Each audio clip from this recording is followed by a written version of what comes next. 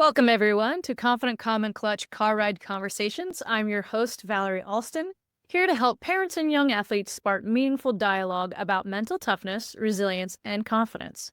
Whether you're heading to practice, a game, or just running errands, this podcast is your go-to for building stronger relationships and lifelong skills, one car ride at a time. Let's dive in. Today, in February's focus of relationships and love, if you will, is what we're going to talk about is balancing that competitive spirit with support and being a good teammate. I recently received a request from a parent who's also a coach whose young athlete was really struggling. It's like over the top competitive to the point that when her teammates make mistakes, she makes a lot of like, "Oh, what are you doing?" It's a lot of body language. Just, what the heck? You're crap, right? And so she was inquiring to me about how we can help that, because the competitiveness part of that is good, but the lack of being a good teammate is not so great. So how do you balance that competitive spirit and also being a supportive teammate the way we talked about last week? So one of the first things that is important is to acknowledge and embrace healthy competition, okay? And healthy competition is this idea of that you are working hard and pushing each other for the intent of mutual growth. So I know parents, you may or may not be the coach in this situation, but coaches specifically and parents, is you need to encourage athletes to view competition as a tool for mutual improvement rather than personal rivalry. By pushing each other to excel, teammates can evaluate their overall performance, right? They have a better sense of where they fit, how, where they rank, for lack of a better term, in their skill set, but it also helps them become better. And this doesn't just happen magically. We need to make sure that as the adults that we're creating an environment where the kids know that it's safe to compete and compete hard, but we're also making sure that we are paying attention to the character involved as well, that they are not doing it. There's no backstabbing and elbowing, like there's nothing malicious happening. Okay, because this used to be something that my dad and I would talk about. In fact, it has become our joke now, but it was like our mantra before I left the car and was ready to go play a game was play hard, have fun, no mercy. Okay. Now, a lot of people think no mercy, like that seems pretty extreme. But what it meant and what my dad and I crafted around it was no mercy meant don't let up. Like you compete hard, you play hard, you give your very best effort, no matter the quality of the team I'm playing against. I should not change how hard I play based on who my opponent is. And I should not change how hard I play at practice based on who I'm trying to be friends with, etc. What no mercy meant in our context was that you do your best all the time, always. And the reason that is being a good teammate is because you're not forcing, but by being your best all the time, at least attempting to be your best at every moment, you're not always going to have your best day, and that's fine. But by competing hard and playing hard, you're encouraging your teammates around you to also compete hard. You're modeling effective behavior, but if you do it in the right way, you're also supporting your teammates. So there's going to be time where you're competing hard and your teammate wins, right? One of my best friends in college was a pitcher, and I was a utility player and got recruited as a catcher. So I caught a lot of her bullpens and stuff, and we were very close. And I absolutely used to love hitting off her in practice because we were such good friends. Like we would get in that moment, and I knew that no matter what happened during that at bat, I was going to make her better, and she was going to make me a better hitter. Like she would go at me, give me her nastiest stuff, and I either foul it off or I wouldn't. Sometimes she'd win, sometimes I'd get hits, but it was that trust that we had in each other that no matter what happens at practice, like I'm giving you my all, and I know that when practice is over, we're still going to be friends. And so I think that doesn't come magically, right? As the adults, we need to make sure that we are fostering an environment that enables and allows that type of behavior. So one way to do that is through constructive feedback, right? Is creating an environment where teammates provide and receive feedback positively and that's focused on development and learning. So with my best friend in college, if I'd have told her she threw a pitch at me and I crushed it, I would look at her and be like, hey, you didn't spin it. I saw it the whole way out. Or, hey, I saw it out of the glove. I knew you were throwing your off-speed curve, so you got to mask that better. So it was my ability. I didn't tell her in the moment because I wanted to get the hit. But after the fact, we would talk about it and be like, oh, yeah, I was a little flat today or whatever. So this ability to enable teammates to give and receive feedback to each other is really important. And of course, there's some more effective ways to do that, which I'm sure we'll talk about at another time, but that's the big piece. So the other way to really balance competitive spirit and support is to really make sure that you are also fostering team cohesion. And what we mean by that is that every teammate is just excited to celebrate their own successes as well as their teammates. And as the adults around them, recognizing and celebrating individual and team achievements is important to build camaraderie and reinforce those supportive relationships. In the same example of me and my teammate in college, that if she struck me out, I would be like, nice, that was an epic pitch, right? I celebrated that strikeout. And you best believe in games when I was playing second base behind her that like I was her biggest fan. Obviously, in softball, that's easy to be your pitcher's biggest fan when they're just crushing it, because then that means I don't have to work as hard on defense. But she also knew when she was having a bad game that I was going to go make some plays for her, right? And so, again, this idea of celebrating successes is that, especially in team sport, I don't care who you are. If you're the absolute rock star of the team, you still need people around you. And if they're not having their best games because you're a criticizing jerk of a teammate, right? That's not okay, right? You're not helping celebrate their successes. So a good teammate, yeah, they work hard, they compete hard, but they also build each other up. They care about their teammates doing well. So one way to do this through shared goals, really emphasizing that, yes, individual players might be working on something or they might be working towards individual accolades, but emphasizing the team. What are the common objectives the team is trying to reach? What is each individual effort?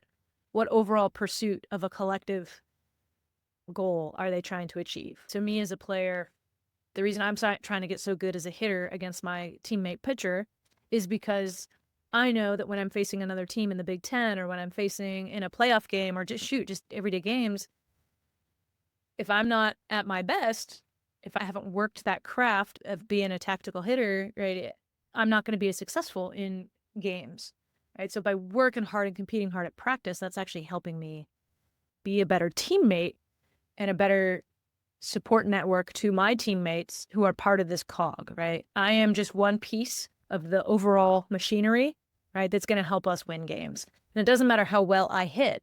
If my teammate can't pitch a good game, that's going to be really tough, right? Really making sure that as coaches and the adults around that we're fostering that team cohesion, that we're not pitting teammates against each other. We're absolutely encouraging them to compete and compete hard. But then there's that mutual respect after the fact and be like, okay, great job. How'd you get better today? How'd you get better today? Yes, awesome. We're all collectively getting better, and that's going to help the team win. So that team cohesion is key. The other thing that's really important to make any of this work is really to prioritize communication and trust. And you cannot have an environment that people take and give feedback well without communication and trust. And so you need to make sure that you open up a dialogue and maintain clear and honest communication to address any tensions that arise from competition, ensuring issues are resolved promptly, especially as the adults in that space. Obviously, as your kids get more immature, they need to start learning how to do this for themselves. But that trust piece is really important, right? If a kid, especially girls, we need to be honest about this, is young girls, that teenage level girl, one of their driving factors is to be liked, right? They want to be a friend. They want to be part of that group. And if they don't trust that their teammate at the end of practice is still going to like them, even after they've competed hard against each other, it's really difficult to get that young player to compete hard, because at that point, her relationship is more important than how well she played on the field. So we need to be able to develop that trust between the teammates that regardless of what happened in practice today, I care about each other, we support each other, right? We're there for each other, right? This idea of mutual care and concern, okay? And there's some coaches in the past who've done this really well. I think legendary coach John Wooden was fantastic at this, that he emphasized that competitive greatness isn't all about winning or losing, but about performing at one's best when it matters the most. His practices were legendarily more difficult than any game any of his players actually played in. And because he believed that the true joy that comes from engaging in those challenges to test your abilities and was more rewarding than defeating an opponent, right? Defeating another team. And so he would encourage his athletes to strive for excellence while maintaining respect and support for their teammates, fostering that environment where healthy competition and team cohesion coexisted. And he was notorious for this. He had many players on his team. They were obviously amazing players and got drafted to the NBA, all his starters. But most of his non-starters also got drafted into the NBA because they were so good for having competed against in practice every day against these elite players that they were amazing basketball players, really understanding that. Coach Don Staley from the South Carolina Gamecocks has also done a really great job at this, that really building a culture that balances competition and support. And she emphasizes the importance of every team member, including practice and bench players, in shaping the team's success throughout the season. She's got this really neat, there's articles about it, they have a all men's practice squad so that her ladies are getting like the fiercest competition. And she calls them the highlighters. And she purposely she's go hard against my girls, push them, like challenge them. And what that does is it helps them prepare for the games. It helps them be competitive. But that intense competition in practice pushes the athletes to improve. And while the shared goal of as a whole is team cohesion and mutual respect, right? That ability for those practice squad players to really give it their all makes that team so good. But they do it with love and respect and all that. And so thinking about this for coaches who are listening to this, how can you integrate these principles in your teams to cultivate an atmosphere where athletes are driven to excel through healthy competition while also preserving the unity and supportive relationships that underpin success? But also parents thinking through, what can you do to help your kid feel supported to go play hard, to compete hard, but also to do it in a way that is not demeaning to their teammates? So for the parent that asked me about her kid, I think it's helping her realize the competitive part of what's driving her is not bad, but she needs to balance it with being a good teammate by recognizing putting down her teammates.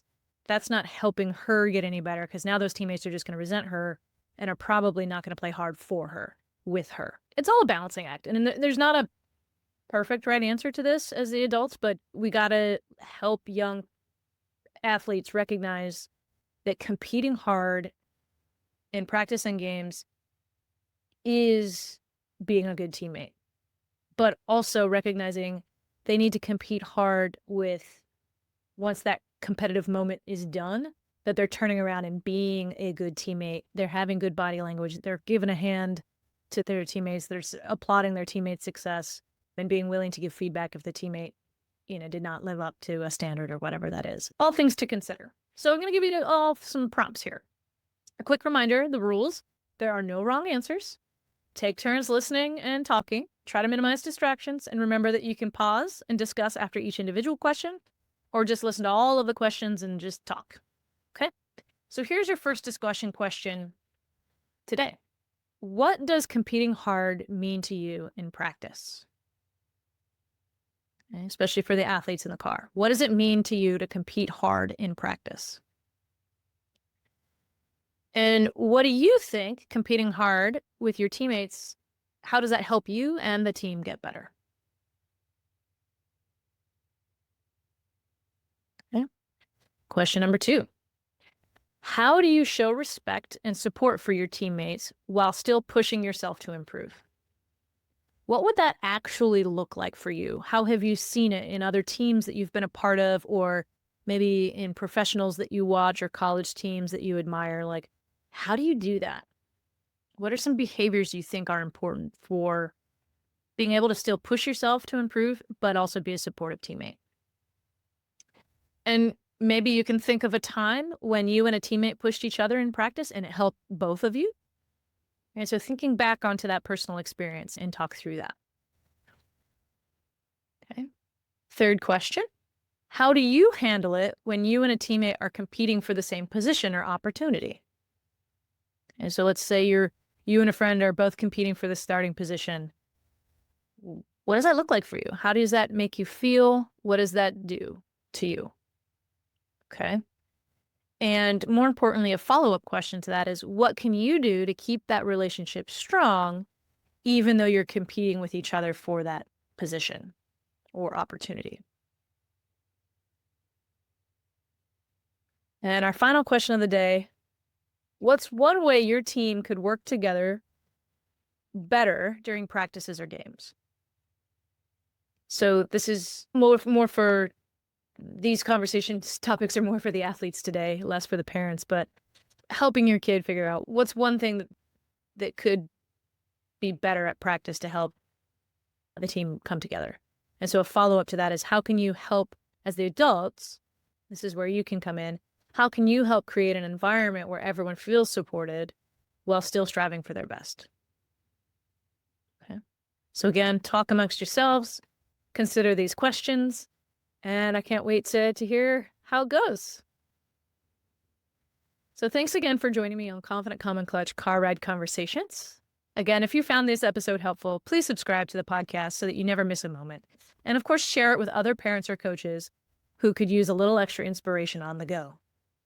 You can join my newsletter at www.confidentcalmclutch.com/newsletter for exclusive tips, tools, and updates, or potentially buy my book, Confident Calm and Clutch, How to Build Confidence and Mental Toughness for Young Athletes Using Sports Psychology. Again, there will be links in the show notes.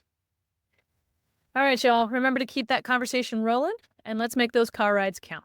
I'll see you next time.